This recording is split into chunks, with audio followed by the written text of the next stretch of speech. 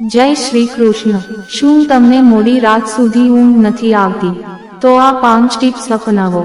શું તમને પણ અનિદ્રાની સમસ્યા છે?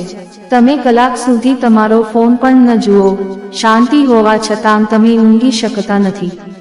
એવું તમારી સાથે થાય છે? તો અહીં આપેલી 5 ટિપ્સ અજમાવી જુઓ। 1. રૂટીન। પ્રોફેસર કેવિન મોર્ગન જણાવે છે કે પૂરતી ઊંઘ મેળવવા માટે જરૂરી છે કે આપણે એક રૂટીનનું અનુસરણ કરીએ। પ્રોફેસર મોર્ગન લોબોરો યુનિવર્સિટીના એક મનોચિકિત્સક છે। ઊંઘ મામલે પાછલા ઘણા વર્ષોથી સંશોધન થઈ રહ્યા છે। તેઓ કહે છે કે કોરોના લોકડાઉન દરમિયાન લોકોના રૂટીનમાં ઘણા મોટા ફેરફાર જોવા મળ્યા હતા। તો એમાં કંઈ નવી વાત નથી કે લોકોને ઊંઘવામાં મુશ્કેલી આવી રહી છે। પ્રોફેસર મોર્ગન પ્રમાણે રૂટીનથી તમને સારી ઊંઘ મળે છે। તેઓ માને છે કે ભલે કોરોના દરમિયાન આપણા જીવનમાં મોટા પરિવર્તન આવ્યા, પરંતુ હજુ પણ પહેલા જેવી જ ઊંઘવાની પેટર્ન અપનાવવી જરૂરી છે। તેઓ કહે છે, ગમે તે થાય, તમારું રૂટીન જાળવો। સમયસર સવારે ઉઠો અને સમય થાય ત્યારે સૂઈ જાઓ। તેમનું સૂચન છે કે દિવસે ઊંઘીને રાતની ઊંઘની પેટર્ન ખરાબ કરવા કરતાં રાત્રે પૂરતી ઊંઘ લેવી સારી। 2. લાઇટ। કોરોના કાળ દરમિયાન લોકો ઘરની બહાર જઈ શકતા ન હતા। તેના કારણે પ્રકાશ અને સૂર્યપ્રકાશ બંનેથી આપણે દૂર થઈ ગયા। આ કારણસર ઊંઘને પણ ખૂબ અસર થઈ છે। આપણા શરીરમાં મેલેટોનિન નામનું હોર્મોન હોય છે। તે આપણા ઊંઘવા અને ઉઠવાની પેટર્નને નિયંત્રિત કરે છે। તેના માટે જરૂરી છે કે આપણી આંખો બહારના પ્રકાશના સંપર્કમાં આવે। આપણા શરીરને તેના માધ્યમથી જ ખબર પડે છે કે દિવસ થયો છે કે રાત। જો આપણે અંદર જ રહીએ તો આપણું શરીર સૂર્યપ્રકાશના સંપર્કમાં નહીં આવે અને તેના કારણે મેલેટોનિનનું પ્રમાણ ઘટશે। કેવિન કહે છે, આ હોર્મોન આપણને બહાર ફરવાની કે કસરત કરતા સમયે મળી શકે છે। જો બહાર ખૂબ તડકો હોય તો સનગ્લાસ ન પહેરો। સૂર્યપ્રકાશને તમારી આંખો સુધી પહોંચવા દો। તેનાથી તમારી ઊંઘ અને મૂડ બંને સારા થશે। જો તમે સારા પરિણામ મેળવવા માંગો છો તો બહાર જવાનો એક સમય નક્કી કરી લો, જેથી તે તમારા રૂટીનનો એક ભાગ બની જાય। 3. તણાવ ઓછો કરો। માનસિક તણાવ તમારી ઊંઘને અસર કરે છે। પ્રોફેસર કેવિન કહે છે, ઊંઘવા જતાં પહેલાં તમારે તણાવ ન લેવો જોઈએ। જે કંઈ વિચાર કરવો હોય તે તમે બીજા દિવસે સવારે કરી શકો છો। 4. જગ્યા નક્કી કરો। જો તમે ઘરેથી કામ કરી રહ્યા છો તો સારું છે, કેમ કે તમે તમારી કામ કરવાની જગ્યા કઈ હશે તે નક્કી કરી શકો છો। તમારે તમારા બેડરૂમમાં કામ ન કરવું જોઈએ, કેમ કે તે જગ્યા ઊંઘ સાથે સંકળાયેલી છે।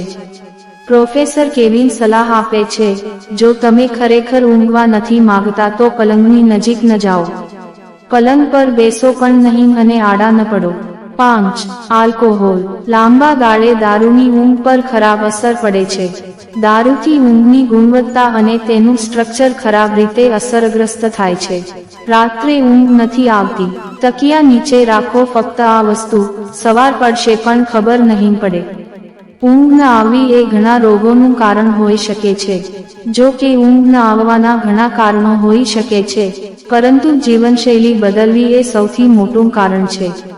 કેટલાક લોકોને બેચેન પગનું સિન્ડ્રોમ હોય છે, જેના કારણે રાત્રે સૂવામાં તકલીફ પડે છે। આજકાલ ભાગદોડની લાઈફમાં સારી ઊંઘ એક સપનું બની ગયું છે। મોટા ભાગના લોકોને રાત્રે સારી ઊંઘ આવતી નથી।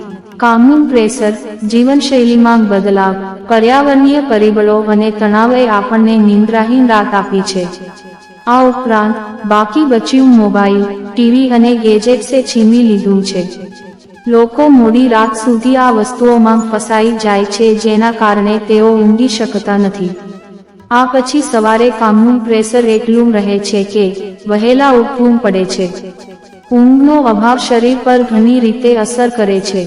બીપી, હૃદય અને ડાયાબિટીસ જેવા જીવનશૈલી સંબંધિત રોગો માટે ઊંઘની કમી મુખ્યત્વે જવાબદાર છે। આ બધી પરિસ્થિતિઓમાંથી છુટકારો મેળવવા માટે રાત્રે શાંતિપૂર્ણ ઊંઘ લેવી સારી છે। જો તમે પણ રાત્રે ઊંઘવામાં મુશ્કેલી અનુભવતા હોવ તો અહીં જણાવેલી ટિપ્સ તમારા માટે ચોક્કસપણે ઉપયોગી છે। જણાવી દઈએ કે રાત્રે એક નાનો ઉપાય કરવો પડે છે. આ ઉપાયથી રાત્રે શાંતિપૂર્ણ ઊંઘની ખાતરી મળે છે. ટિપ્સ એન્ડ ટ્રિક વેબસાઇટે એક ડોક્ટરને ટાંકીને જણાવ્યું છે કે ઊંઘ ન આવવાના ઘણા કારણો હોવા છતાં કેટલાક લોકો રેસ્ટલેસ લેગ્સ સિન્ડ્રોમ RLS થી પીડાય છે. આ રોગમાં વ્યક્તિને હંમેશા પગના નીચેના ભાગને હલાવવાનું મન થાય છે. આવું સાંજે અને રાત્રે ઘણી વખત થાય છે. જ્યારે લોકો આરામની સ્થિતિમાં હોય છે ત્યારે આ ફરિયાદ વધુ રહે છે. આ સ્થિતિમાં રાત્રે સૂવું મુશ્કેલ બની જાય છે. એવું માનવામાં આવે છે કે ચેતાકોષોમાં કેટલીક ગરબડને કારણે આ રોગ થાય છે. જો કે આનું સાચું કારણ જાણી શકાયું નથી. કેટલાક લોકોમાં તે પરિવારથી ચાલ્યું આવતું હોય છે. આ કિડની ફેલ્યોર અને ડાયાબિટીસના કિસ્સામાં પણ થઈ શકે છે. ટિપ્સ એન્ડ ટ્રિકમાં ડો. ઓઝેરને ટાંકીને લખ્યું છે કે ગમે તે કારણસર ઊંઘ ન આવતી હોય તો તકિયાની પાસે સુગંધી સાબુને રાખવાથી આરામની ઊંઘ આવે છે. ડો. ઓઝ કહે છે કે રાત્રે સૂતી વખતે તકિયા નીચે સાબુ રાખો. જો તે લવંડર સાબુ હોય એટલે કે જેની સુગંધ લવંડરના ફૂલ જેવી હોય તો તે ઊંઘ લાવવામાં વધુ અસરકારક છે. જો તમને લેગ્સ સિન્ડ્રોમ છે તો પગની પાસે બેડશીટ નીચે લવંડર સાબુ રાખો. તે તમને ખૂબ જ ઝડપથી ઊંઘવામાં મદદ કરશે અને તમને ખબર પણ નહીં પડે કે સવાર ક્યારે થઈ જશે. જો કે વૈજ્ઞાનિક રીતે ઊંઘ લાવવા માટે લવંડર સાબુ પર કોઈ સંશોધન કરવામાં આવ્યું નથી, પરંતુ ઇન્ટરનેટ પર ઘણા લોકોએ આ રેસીપીને સાચી ગણાવી છે અને કહ્યું છે કે તેનાથી તેમના જીવનમાં નવી તાજગી આવી છે. એક મહિલાએ અહેવાલ આપ્યો કે તેણીએ તેના પતિને કહ્યા વિના તેના ઓશિકા નીચે લવંડર સાબુ નાખ્યો અને તે બંને એટલી સારી રીતે સૂઈ જાય છે. જય શ્રી કૃષ્ણ.